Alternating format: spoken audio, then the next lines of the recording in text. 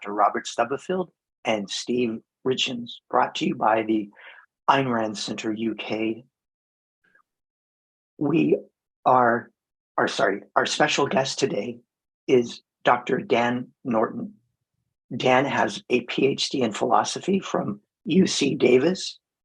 He also has a very good YouTube channel where he appears on right-wingers and left-wingers alike, and he sometimes will savage them. So watch out.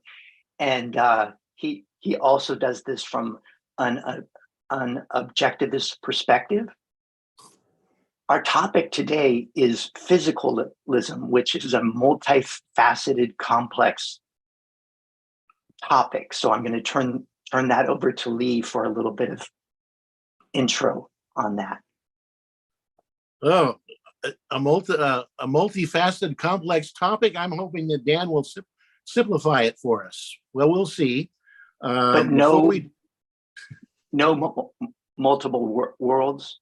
I do want to say one thing. I'll say this. I'll start off. I've got something else we need to do here, but before I do that, I want to warn Dan that we want to keep it clean here at the Cutting Edge. We want to keep it clean. That as much as possible, we want our discussion free of analytic philosophy jargon. So if you start talking about possible worlds, you're going to be punished severely. I'm going to roll my eyes at you. So there, as much as possible. All right. So with that, let me start by reminding people. I have a reminder written out for me here about the conference in Spartanburg. Please join us this October on the beautiful campus of Converse University in Spartanburg, South Carolina, for a 3-day immersion in romantic music and the visual arts. As noted, objectivist artists and intellectuals celebrate some of the greatest artworks from the 19th and early 20th centuries. Our keynote speaker will be Dr. Harry Binswanger, and he will be joined by nearly a dozen distinguished objectivist art and musical experts. Please visit our website for full program details, and the website is ethospg.com. I will spell that out. ethospg.com. And the key thing is, if you register by the 1st of September, or was it the 2nd? It says here the 1st. 1st of September, which is tomorrow, isn't it? So you still have time to save $200 to get the discount of $200. And I have a very small role in this myself. I am not an art or musical expert. I am a psychologist, but I have a small role, and I'm going to make the most of it. I am going to argue that listening to music is not a perceptual act. It's not an act of perception. It's something else. And if you want to know what the something else is, guess what you're going to have to do? Go to Spartanburg, South Carolina, with the rest of us, and have it. I really expect this to be a great conference. It's got a sort of a theory and practice integration that you don't get, because you're getting not only the ideas, but their actual artworks, and involve especially this music, including some new music. Okay, so with that, I think it's time to turn it over to Dan. He's going to, now we're going to, Dan, there are too many PhDs in the room here. So we're going to just go with first names, if that's okay with you. Certainly.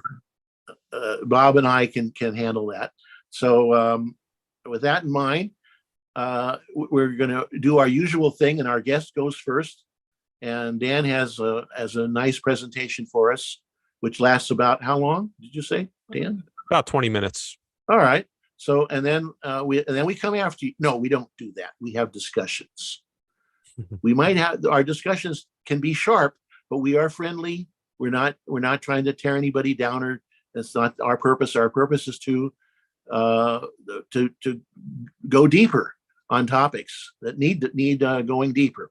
So with that, Dan, go ahead. You're on, sir. Thank you very much for being here. All right. Thanks for having me. Appreciate the opportunity.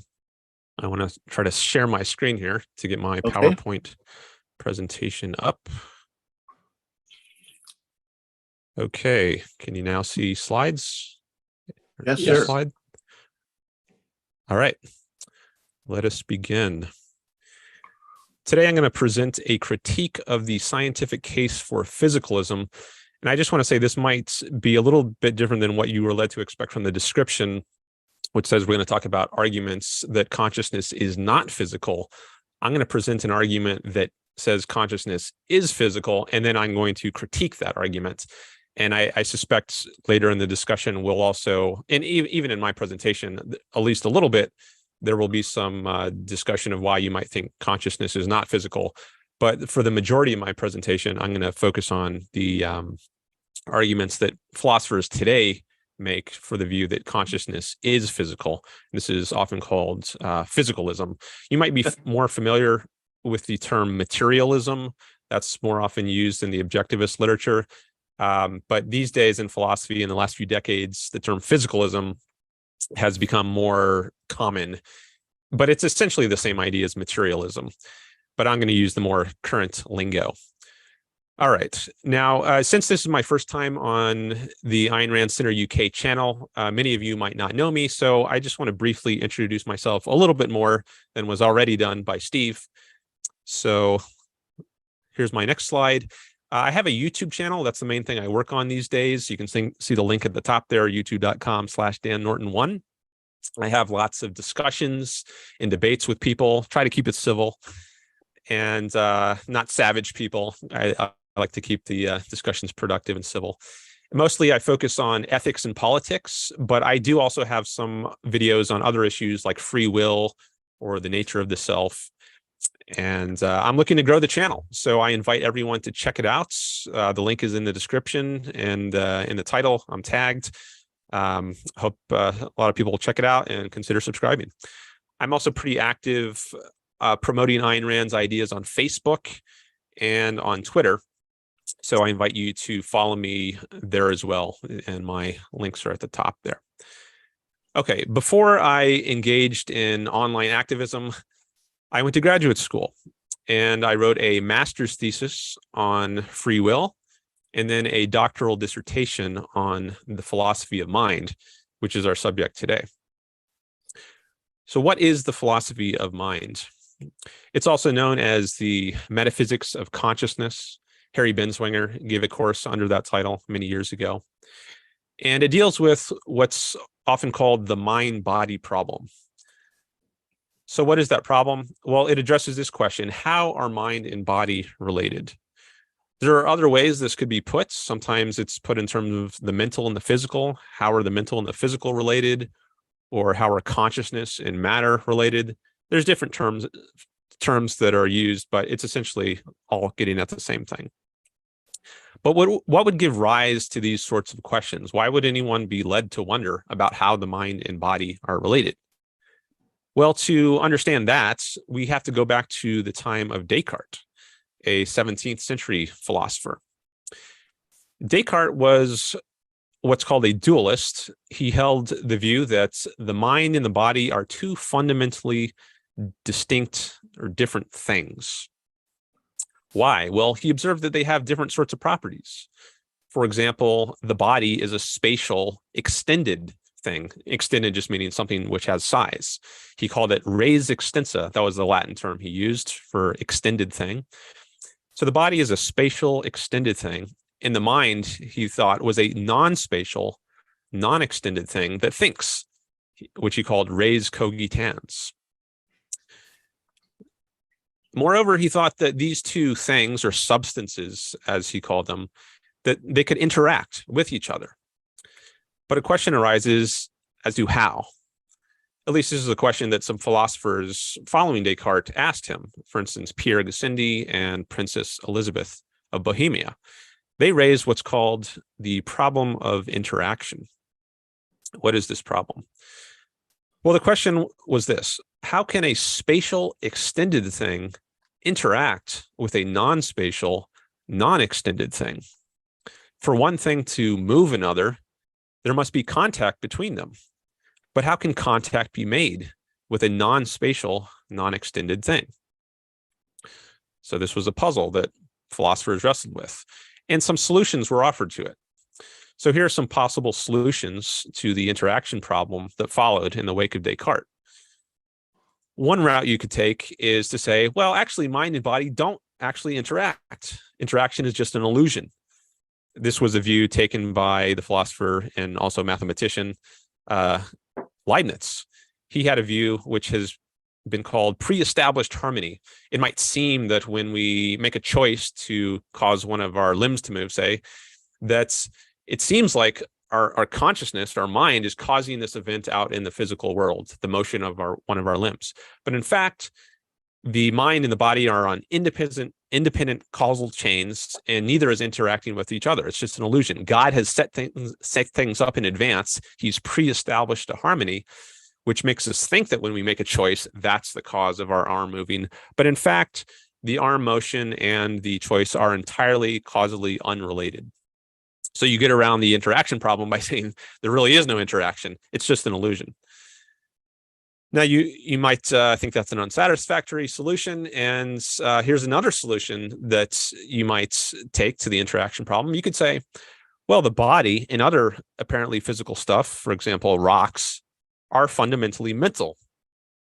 So there really is no fundamental difference between the two. This is called idealism.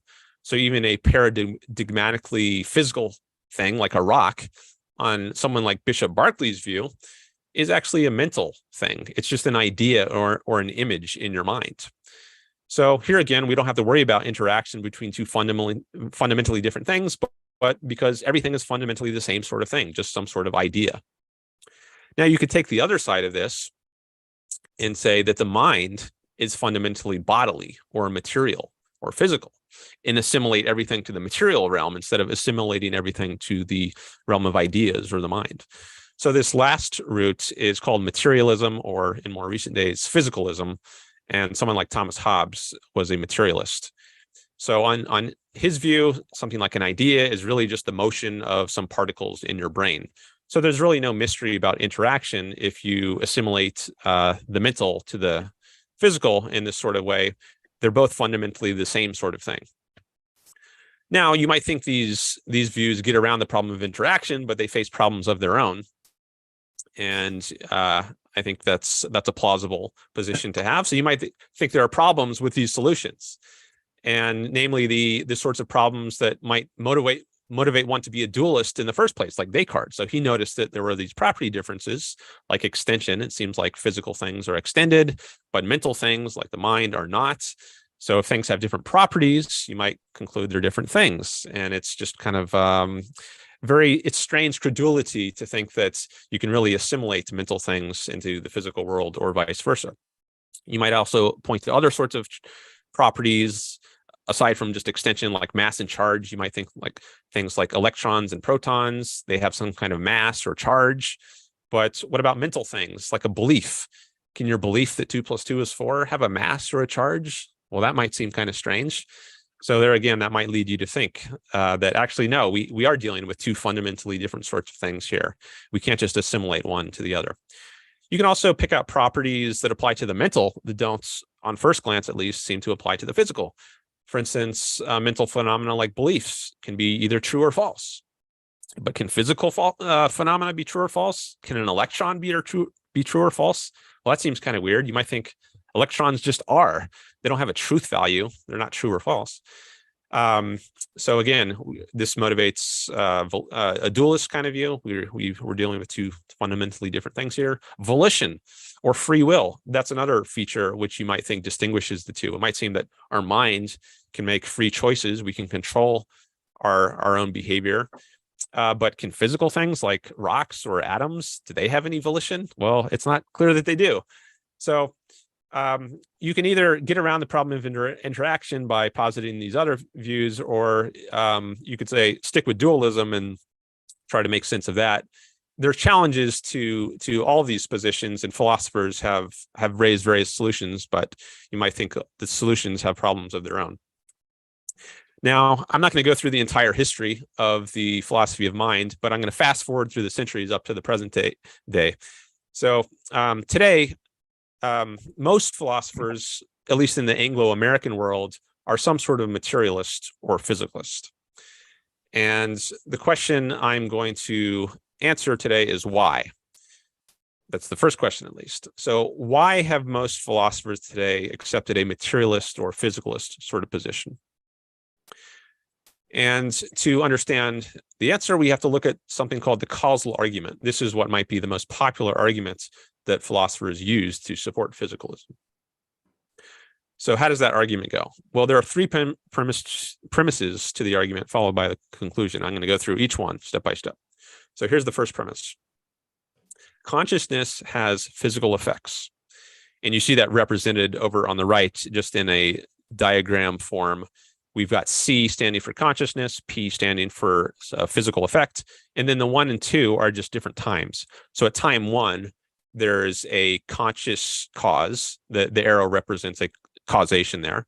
So consciousness brings about or causes some physical effect. For instance, I make a free will choice with my mind, and that causes my arm to move. So consciousness is bringing about some physical effect. Okay, pretty straightforward. So now we can go to the second premise. For every physical effect, there is a sufficient physical cause. This premise is sometimes called the causal closure of the physical, or the completeness of physics principle. And over on the right, you see that represented now with a P1 on the left side of the arrow, leading to the same physical effect. So instead of a conscious cause bringing about a given physical effect, now we have a physical cause, or perhaps a chain of physical causes, bringing about a physical effect. So take that same example of the arm moving. So instead of explaining that motion by reference to a free will choice, some mental phenomena, a physicalist will tell some sort of story such as the following. So imagine someone in your environment says, raise your arm. Well, that might cause some air vibrations to reach your eardrum. And then the vibrations of those sound waves in your ear might stimulate some neurons in your auditory cortex to fire. And then the firing of those auditory neurons might stimulate something else, some neurons elsewhere in your brain, in the motor cortex, for example, to fire. And then those motor neurons firing causes your arm to move.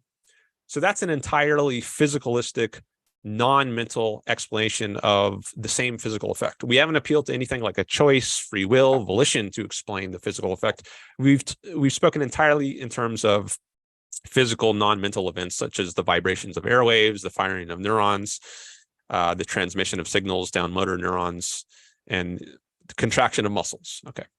So we haven't had to go outside the realm of the physical. We haven't had to open the door of the physical, so to speak, and reach outside the realm of the physical and appeal to something mental. So that's why it's called the causal closure of the physical. We're not opening the physical realm. We're just staying within the physical realm to explain any given physical effect.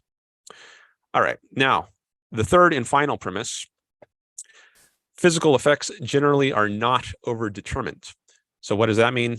It means that physical effects generally don't have independent causal antecedents.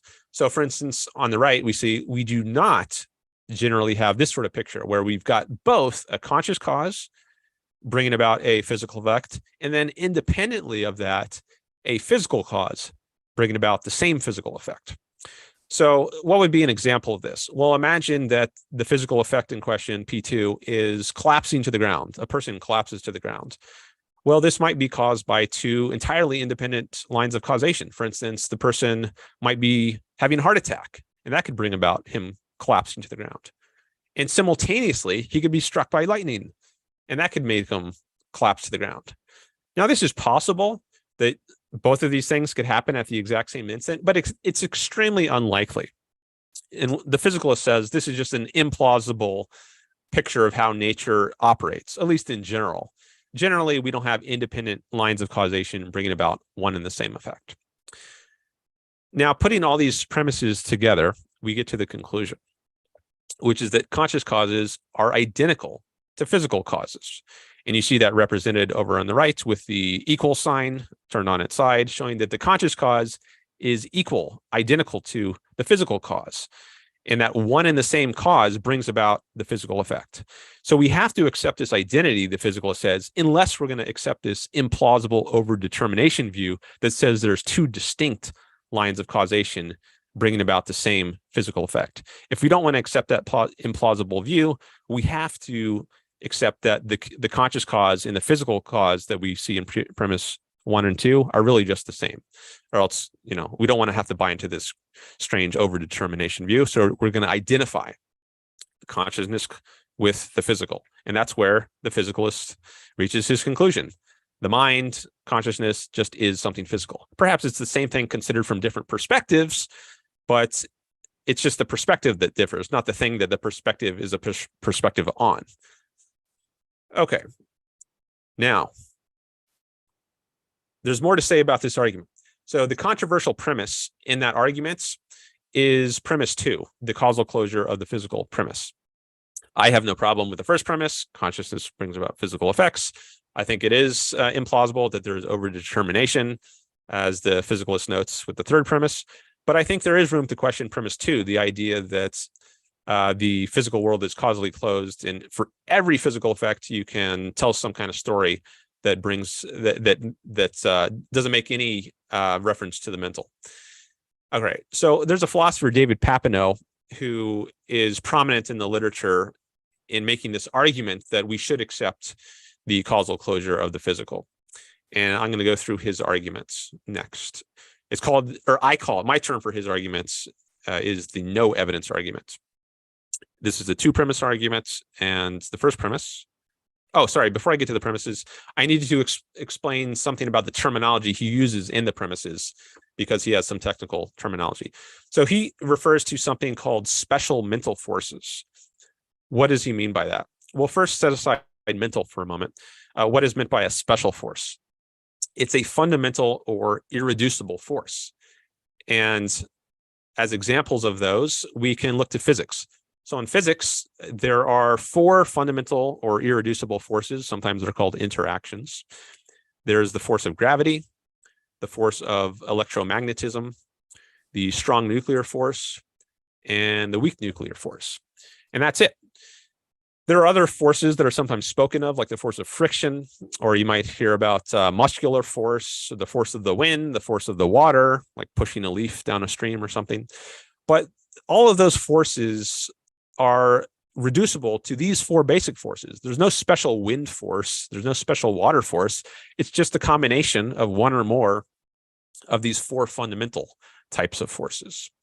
So the question for our discussion is whether there is a 5th force, namely a special mental force, in addition to these 4 basic ones. If there is, then Papineau thinks this would refute the causal closure of the physical. It would be the case that we do have to go outside the realm of the physical to explain certain goings-on in the world. We can't entirely appeal to just these 4 forces. But Papineau thinks that we can actually rule out the existence of such a thing as these special mental forces. And to see why he thinks we can rule out special mental forces that would be on a par with these other 4, he gives what's called the no evidence argument.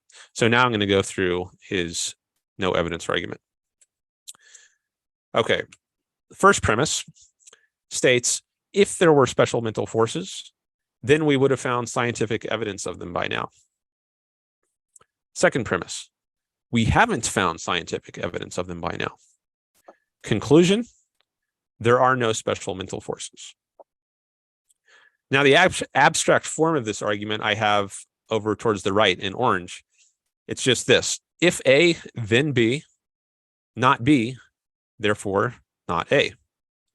And that is a valid argument form, meaning that if the premises are true, so is the conclusion.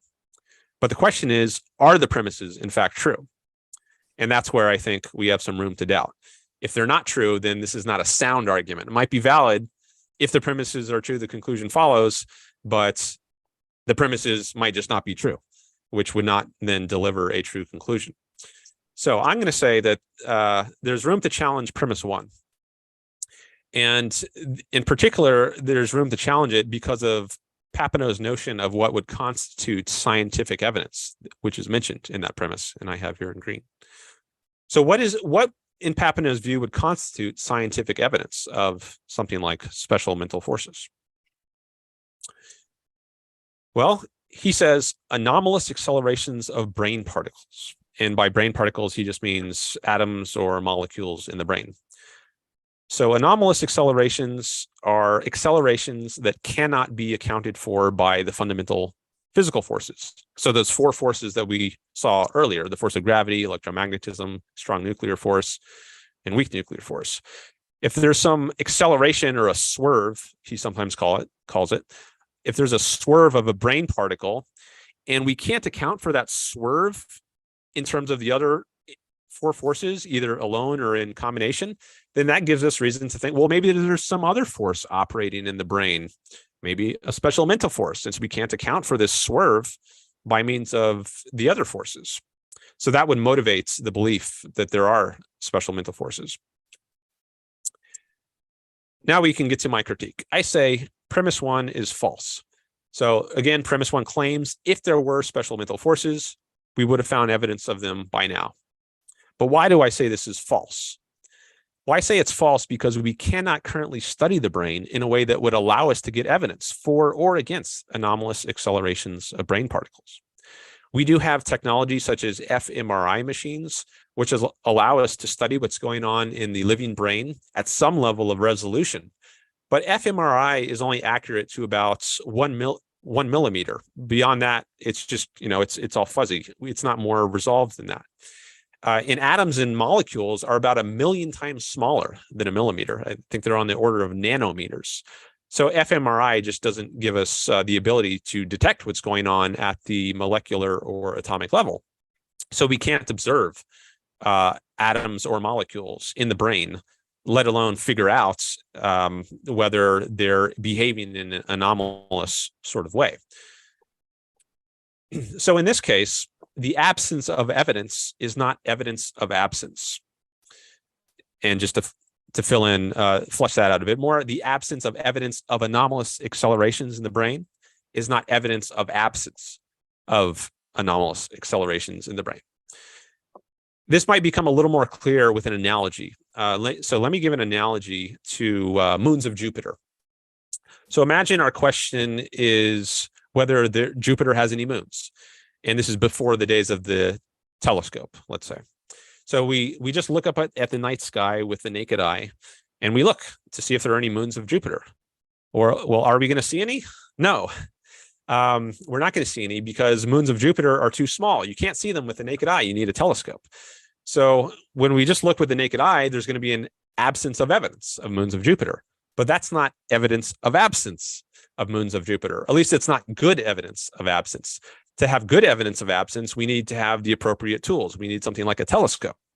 If we had a telescope and then we pointed it at Jupiter and still saw no moons around it, then that absence of evidence would be evidence of the absence of moons of Jupiter.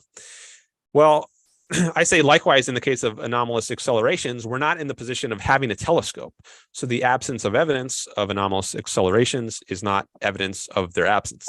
They may well exist, but we're not in a position to detect them. So to summarize my critique of the no evidence argument, I say the no evidence argument against special mental forces fails because in this case, the absence of evidence is not evidence of absence. And as a result of that argument failing, we can say that the causal closure of the physical lacks scientific support. Because remember that we were using the no evidence argument, or Papineau was using the no evidence argument to support this premise two of the causal argument, the causal closure of the physical. So the argument that supports that principle, causal closure, fails. And as a result, the argument in which that premise appears, the causal argument for physicalism, that fails. And so we can't accept the physicalist conclusion. Now, maybe they can come up with better arguments, other arguments for physicalism, but at least this argument, which is the main allegedly scientific argument that philosophers cite these days for physicalism, does not work. So that's my critique of the scientific case for physicalism. And that ends my presentation. And there again are my links if you want to check out more of my work. And I will stop my screen sharing now. Okay, Okay. thanks very much, Dan. That was very interesting. I have only about a few dozen questions, but let's start with Bob and Steve. Hey, Bob, you wanna jump in here, Bob? Well, it was a very clear presentation. Indeed it was. No, I don't think it's going to satisfy any materialist or physicalist. That's a good point, actually. Uh, What do you think, Dan? Have you converted any even a single materialist with your arguments in this of this sort? I don't know that I've converted any, but I've gotten some materialists to say that I've made good points. I mean, all the 5 people on my committee were materialists or physicalists, and they passed me at least, and my advisor, who I worked most closely with, thought I made good arguments, and I'm not aware of any counter arguments. I don't think they're trying to refute me necessarily. They just want to see a rigorous and charitable or just interpretation of the physicalist view, and they want to see sheer engagement with their views. And I guess they thought I at least passed on that score. Now, in the dissertation, I do address various objections.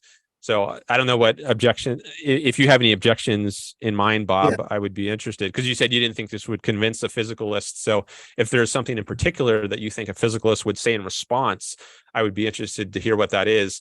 In my dissertation, I do have an objections and replies section. So maybe some of what you have in mind overlaps with that, but I'm happy to discuss any objections to my critique. And just want to note one other thing here. So this is not an argument that physicalism is false. It's an argument that their argument that physicalism is true doesn't work. So I just want to make that distinction. There is room for people to still argue for physicalism, but I don't think this way of doing it works. Yeah, I don't have a content level premise or explaining why I don't think anybody would be convinced. I've got a psychological premise, and that is that,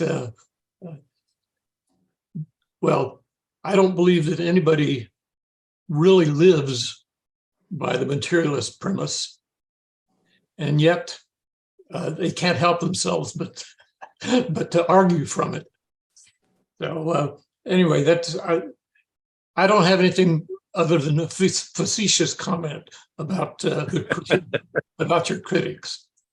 Okay. How about you? Well, Steve? I actually Oh, go ahead. I do have a section in my dissertation where I consider the idea that physicalism is actually motivated just by prejudice, because I think the evidence in favor of it is really inadequate. I flesh this out in much more detail in the dissertation. I think it just has a gaping hole. It's very obvious. I think the point I make in this presentation about not being able to get evidence for the physicalist conclusion is pretty straightforward and obvious. I don't think it takes a genius by any stretch to make this sort of criticism. So I feel sometimes like I'm the boy who said the emperor is not wearing any clothes. It's a very obvious point, but I don't think many people are making it, and I think it needs to be made. Let me tell you. You say it. I've lost something here, but let me tackle this from the standpoint of someone who was a physicalist and had an argument for it, and not a very sophisticated one, because I'm talking about myself as a freshman in college. When I was a freshman in college, I was definitely a physicalist because I was a physics major at that point, and a young, ignorant, arrogant physics majors think of physics as the study of everything. Physics has illuminated everything that it's touched, has been illuminated by physics. So there's actually some good reason from that. I would say it's an inductive argument that is not conclusive, is the way I would put it. That physics is the study of everything. And physics is deterministic or indeterministic. And either of those, well, that's another, I'm getting a little bit off here. That would include consciousness. We could explain consciousness in terms of physics. And I held this argument pretty strongly until I studied the issue of free will very carefully. And it took me about a year. And after a year of studying free will, from both from many angles, from objectivist writings, but also particularly William James, after a year of reading and thinking about it, I came to the position which I still hold, which is that physicalism, which is the idea that, I mean, I would define it as under the laws of physics that we have discovered by studying inanimate matter and energy. That's what we're talking about, not some future physics with some unknown properties.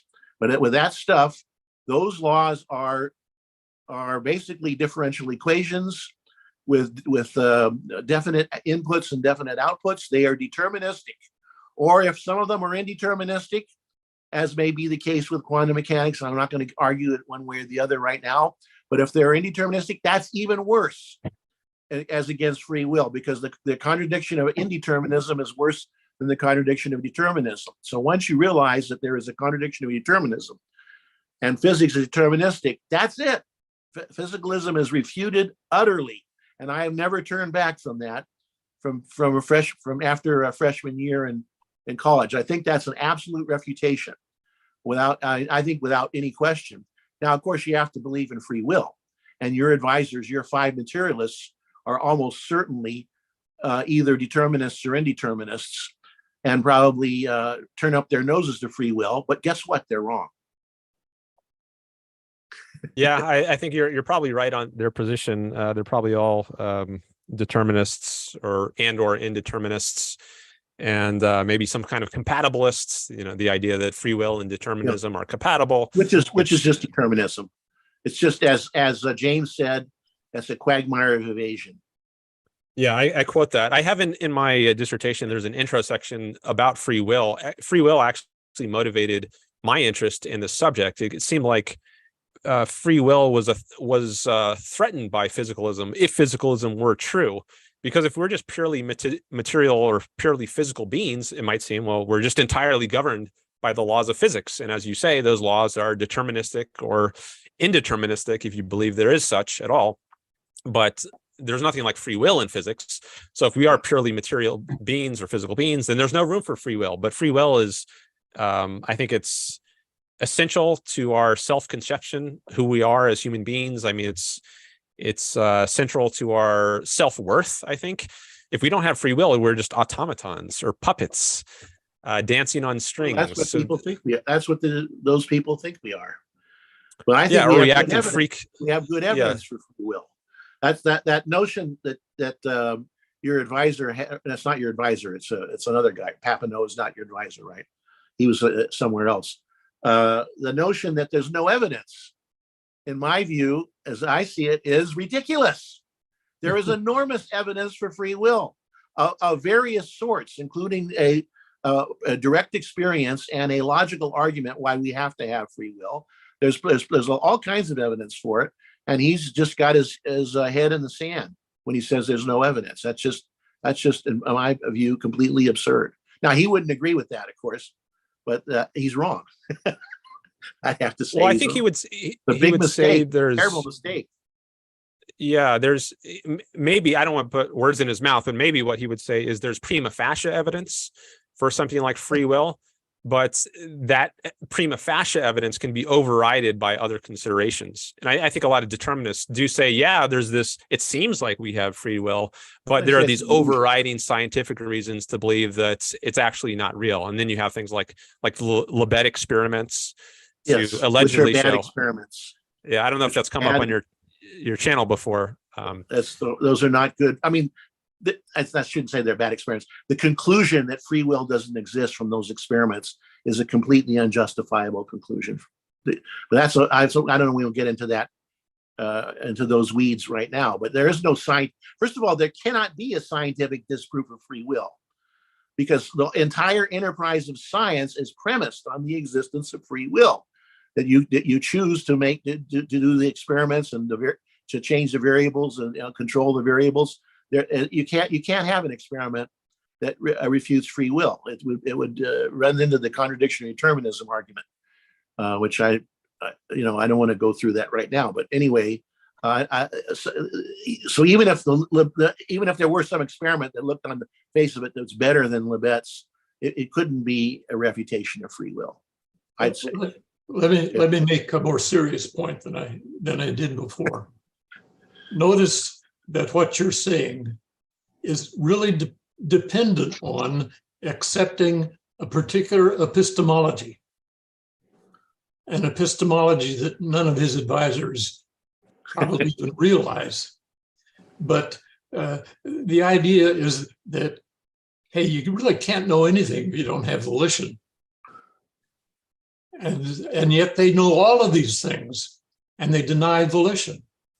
Well, do they really know them?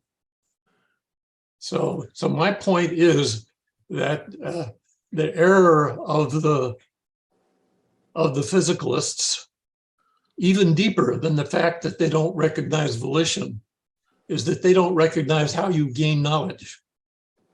Well, which is by volitional, yes, which is exactly. by volitional thinking. I mean, that's the same point. I doubt, Dan can tell us, but I doubt that these guys are, there are a couple of possibilities. They're either not familiar with the argument against determinism, or they are amongst the people of whom I know several myself that just dismiss it out of hand, say that argument is a joke. They probably fall into one of those two camps. They don't know the argument, or they think it's a joke. So they don't consider that the issue of where knowledge comes from and the fact that volition is crucial in conceptual knowledge.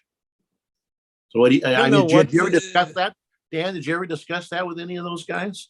Yeah, I was just going to say, I don't think that ever came up in my entire career of maybe in my master's program, it did with my advisor there, but I don't think in my doctoral program, the contradiction of determinism issue ever came up. So it may well be that they're just not aware of that argument at all.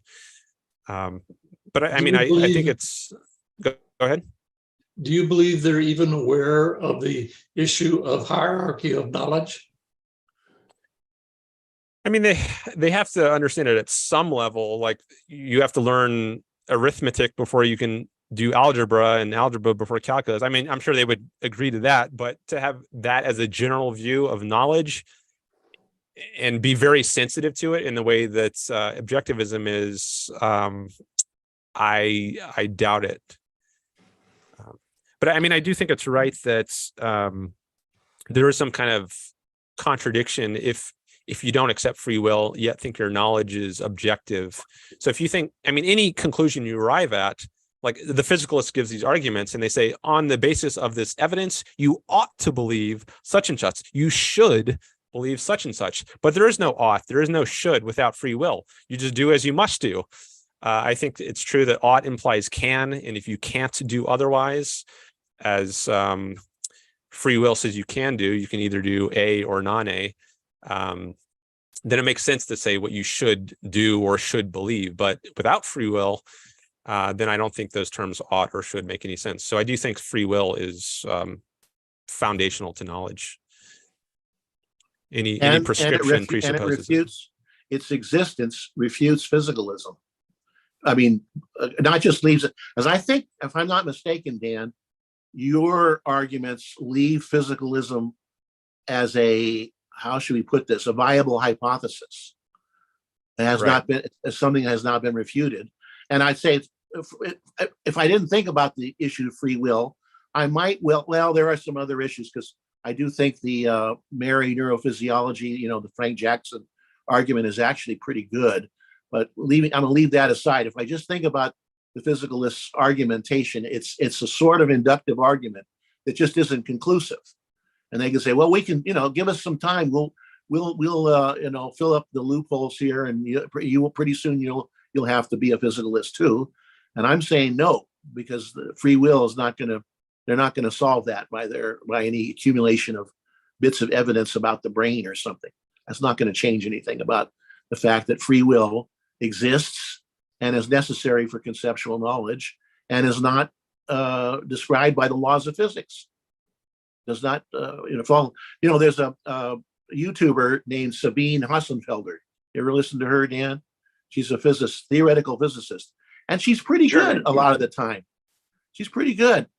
She is a rabid determinist. And she gave a pretty good argument if you hold to the notion that physics is everything. Her argument is pretty good. I mean, you might want to listen to it even if you want a good presentation of that argument. But she holds that causal closure of the physical, and all there are physical causes without any proof. And there is no proof because I think because it's not true, right? I mean, I think we can say it's not true. I would say it's disproven, and the disproof is in free will, I think. I got a super chat. Oh, okay. I got something else, but Steve, did you want to jump in here? Yeah, let me get this super chat. Michael Sanders sent us. It's a two-part question. Other than conscious. Okay, go ahead. Sorry. Go ahead. Other than consciousness, what isn't physical? Good question. I'm going to throw in my answer right now. I'm sorry for hogging it, but I want to throw in my answer. Nothing. I don't know anything in the universe that isn't physical. I have no knowledge of anything that's not physical. Now, that doesn't mean there might not be something, because I'm not omniscient, and not even Dan is omniscient. But as far as I know, everything else in the universe other than consciousness is physical. And I would say further than that, this is the controversial thing I wanted to get into, but we may have to explore this further in another episode.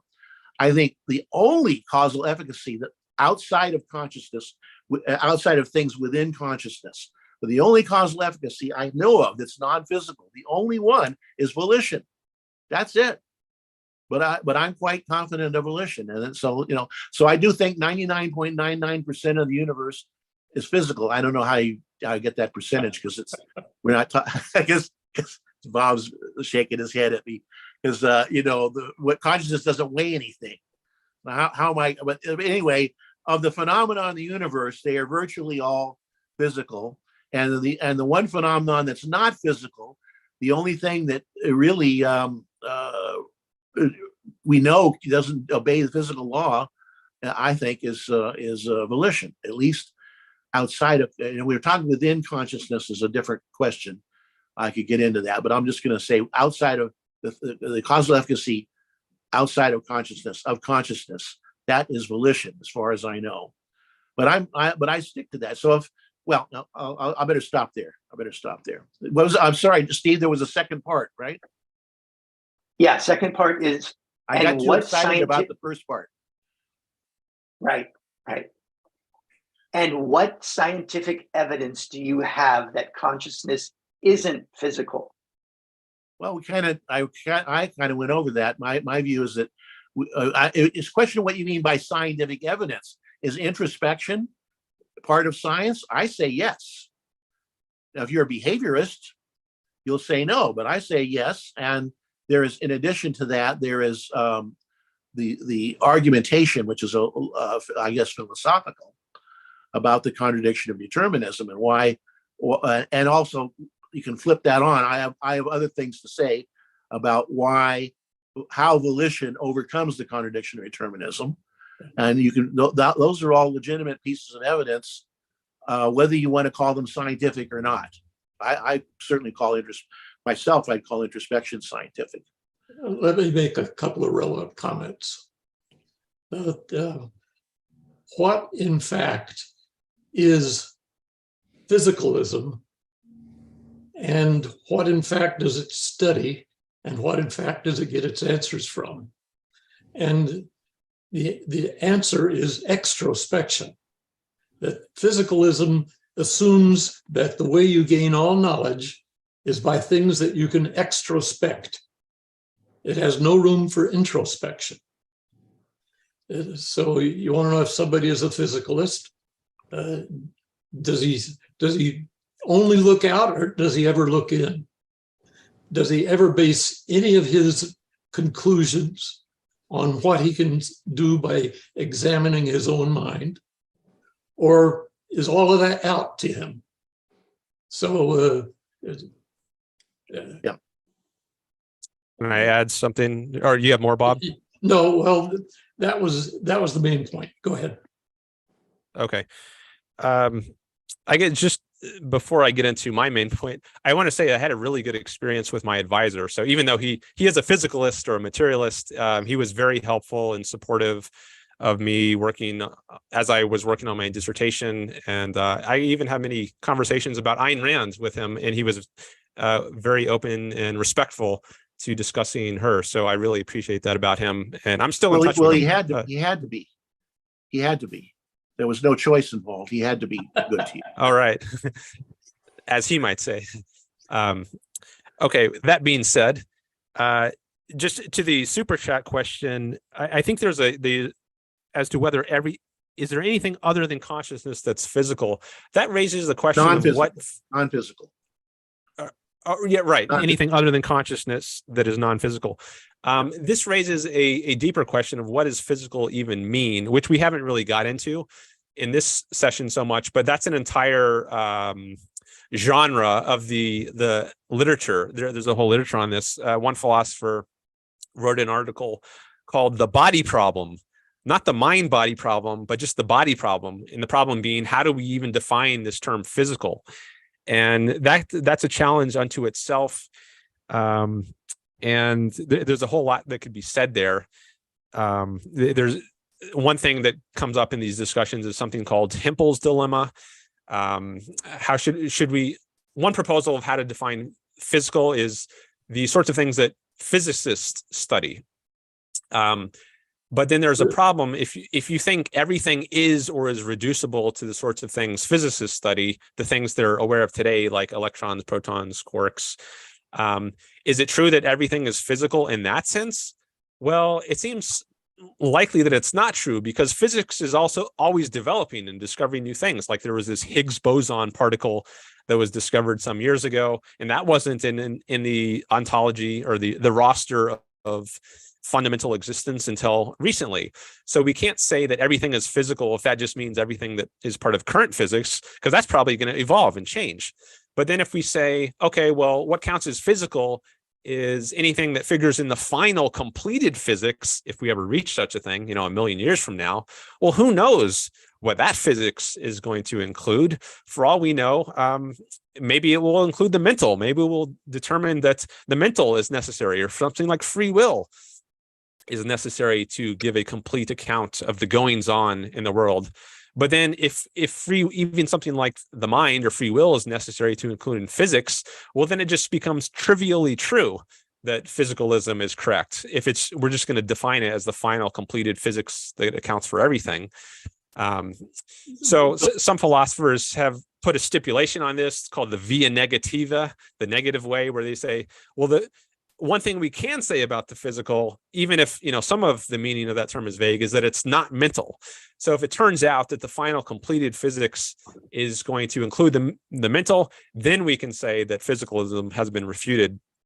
And Papineau is one who takes this sort of route of saying, well, maybe I can't say entirely what the physical is, but one thing I can say it's not is that it's mental. We're not going to have to include the mental in our final roster of forces. And then he gives his arguments to allegedly support that. But I just want to flag that the very definition of what physical means is a whole issue unto itself. And I think that those philosophers are gone out. They don't understand that knowledge is contextual. Of course, you don't talk about physics as it might be at some time in the future, because we're ignorant of that. You talk about physics as what we know, the laws that we have discovered, but from the study of inanimate matter and energy. And those laws are what they are. And we see what we can explain with that. We see, and they have a certain form. I really recommend Sabine Hassenfelder on this, not her conclusion that free will doesn't exist, but the fact that free will is not consistent with physical explanation. She does that quite well, and without falling in any trouble, any of these troubles that your philosophers have because they don't know about the contextuality, that knowledge is contextual. I think that's my assessment of their basic problem. I don't think I was clear enough when I made my point just prior to this discussion. We know what is physical, in effect, by saying anything we learn by introspection is in the physical realm. No, the other way around, Bob. You said you meant extrospection. You meant Yes. extrospection. Okay, yeah. Geez, I had a McConnell. I just have to do moment. my job here is to fix you guys when you go backwards. Anything physical is what you can learn by extrospection. And if that's true, you're totally blind to anything that is mental. You won't learn anything about the mind by looking at what mental creatures do. You have to introspect in order to learn anything at all about something mental.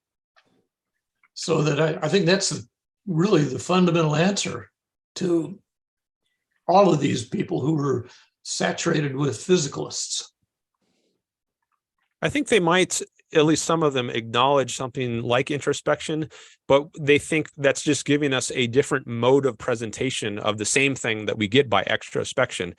Just like by analogy, you can see something and you can also touch something, right? So I've got my phone here and it has a certain shape, right? But I can also close my eyes and just feel the shape. So there are different ways of being aware of one and the same thing. There's a sight way of being aware of the shape, but there's also a touch way of being aware of the shape. And I think what some like Papineau might say is there's an introspective mode of presentation, and that's one way of being aware of one and the same thing that we can also be aware of via another extrospective. But that's way. missing, that there's something different from what you're aware of extrospectively. For example, awareness is a stolen concept for them, I think. I don't think that makes from I was going to go back to. I don't think that really makes sense. I was going to cite an analogy that I used before. That is, anything that you study about the science of optics will not tell you anything about human vision. You won't experience the perception of human vision by studying the science of optics. You can extrospectively examine everything. And if you've never had the perception of sight, you will not be able to form the concept of vision. Yeah, I think that's essentially the argument of Mary, the neurophysiologist, that argument. And I do think that argument has merit. I think. Yeah, she can know all the physical facts about how vision works, but she doesn't know all the facts, thereby what it's like to see red. So you've reinvented. If you didn't hear that argument before, Bob, you reinvented it. But maybe you heard it. No, I don't. But I think some of these physicalists, I think they might grant that there are things that you can only know via introspection. But I don't think that would deter them from concluding that causally there's only one thing at work. So we can still say sometimes Papineau has this phrase, ontological monism, conceptual dualism. So I think the idea is that metaphysically or ontologically, there's only one thing, but conceptually, we have two different ways of apprehending that one and the same thing. There's the introspective mode and then the extrospective mode. Yeah, but those are modes of, but I find that inadequate because those are modes of consciousness. So, he's using consciousness and then he's going to deny consciousness. I think it's a stolen concept argument. Well, I don't think he's defining consciousness there. I know Harry has made a point in this vein. No, I don't say he's defining it. He's using the concept and he doesn't have the right to do so. I think it's a stolen concept. In fact, in general, these arguments, like I used to think, here's what I used to think. See how this goes. That the mind is, to use the Gibson term, J.J. Gibson, the mind is the ecological level of the brain. The ecological level is, according to Gibson, is what the level we have direct awareness. So we have direct awareness of the brain. The idea would be by introspection. And we're at that level, it's a legitimate, but it's the same awareness that you have. I mean, it's the same entity rather that you learn about by neurophysiology. So the mind and the brain are equivalent. But I think that argument I don't think that argument really works because it steals the concept of consciousness just to make the argument. I think that's right. Yeah. So I think all those. We got a super. Yes, sir. We get another super chat. Yeah. When you guys give up. Okay, ready? Yeah. Okay, from from Gene Walters, 20 bucks. Okay, this is a good question. I like it anyway. Aren't all relationships non-physical? There's more. A boat made of cloth, sail, and wooden boards is a new entity, question mark. Yeah. You couldn't list each subpart, wood, cloth, etc., and ever figure out it's a sailboat unless you include their relationship. Well, that's true, but I'm a little puzzled. The first question was, aren't all relationships non-physical? And Yes. she gave example of something where it isn't a physical relationship, but there are physical relationships. Everything that the laws of physics deals with, all those laws have describe relationships amongst physical variables, and those things are relationships. It is true that anything that involves consciousness, the relationships there are not reducible to the physical. So I would agree with that with her there, but I wouldn't extend that to all relationships. Physics describes all kinds of relationships. So I think that's the answer to that. But of course, it takes a mind to recognize that, hey, that's a relationship. Yes, it takes a mind to recognize it, but but it's out there. It's out. That's right. It's out there to be recognized. I don't think you can say just the relationship between two particles, an electron and a proton, and they're attracted. They have a relationship of attraction. That's perfectly. I think it's perfectly okay to refer to that as a physical relationship. I think. I'm not sure what to say about that. I'm thinking, my mind is going back to, well, what do we mean by physical? How are we defining physical here? Physical is something that conforms to the laws of physics, which are mathematical equations. Generally speaking, they're differential equations. Newton's laws, Maxwell's laws, Einsteinian relativity, and quantum, Schrodinger's equation. I don't know if that covers, my expertise in physics is limited and outdated anyway, but it's something like that. Those laws describe physics, and that's what physics is. It consists of those laws, basically. What's described by those laws, and a lot of things are seemingly perfectly described by those laws. Or actually, Hassenfelder in her latest version refers to the standard model of particle physics as kind of what's wrong with my definition that something is physical if you can gain knowledge of it purely by extrospection? I think the problem there, and it's a kind of a picky problem, is that physics is a particular science. And this let's start at the beginning. This comes before this. Let's don't have any innate knowledge. Before the science actually comes before. In other words, people can do what you did, Bob, by making that differentiation, can be done by somebody who knows nothing whatsoever about physics. So it kind of antecedes physics, I guess I would say. So it's not that it's wrong. It's just that and it might be a better way of thinking about it, but it's not equivalent to physics, I don't think. Well, I was saying physical, not physics. I mean, physical is an adjective. I don't know. Is this thing physical or mental? And the way you know it's physical or mental is by what action did your consciousness use? Did it perceive it, or did it process something that you'd perceived before? Okay. Did you? Daniel is suggesting that we should move to Clubhouse. 4 minutes after, I was getting it. Yeah, well, I guess so. We probably. What do you think, Steve? Steve, you got anything else you want to throw out here before we do? And Dan, I don't know if you have do you have a Clubhouse link? I do have the app. I'm rarely on it, but I'm happy to jump over to Clubhouse and see if I can get in there. Yeah, it should be possible to do that. So I guess we should, unless Steve, anything else? What's the name of the room? We want to repeat. Stay on, and Daniel will guide you. Okay. Stay on for a minute. Well, we also want to repeat the advertisement for the Spartanburg conference. By the way, Spartanburg has only one S. It's not Spartansburg, Spartanburg. Spartanburg. Is that what I said? I don't remember. Okay, And the Spartanburg. conference is There's only Resurrecting There's Romanticism. only one Spartan there. There aren't 300 Spartans. There's just one. Okay, Spartanburg. Very good. Thank you very much. And we gave. I'll just give the website one more time. It won't hurt to find out information about this conference, which is going to be very nice. It's ethospg.com. ethospg.com. That's the website for information. Okay, so shall we transfer over to Clubhouse? Let's do Thanks that. for coming, Dan. Thanks a lot. and Thanks, Dan.